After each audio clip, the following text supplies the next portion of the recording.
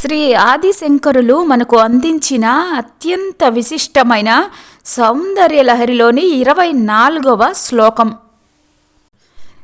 జగత్సూతే ధాత హరి రవతి రుద్ర క్షపయతే తిరస్కుర్వన్ నేతత్ స్వమపి వపురీశ స్థిరయతి సదా పూర్వ సర్వం తదితమను గృష్ణాతి చ శివః తవాజ్ఞా మాలంబ్య క్షణ చలితయోః భ్రూలతికయోః.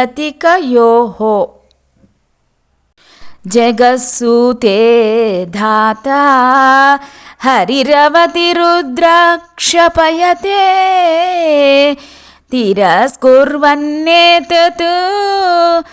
స్వమపి వపురీశ స్థిరయతి సదా పూర్వ సర్వం తదితమనుగృష్ణాతి చ శివః తవాజ్ఞామాలంబ్య క్షణచలితయోః భ్రూలతికయోః.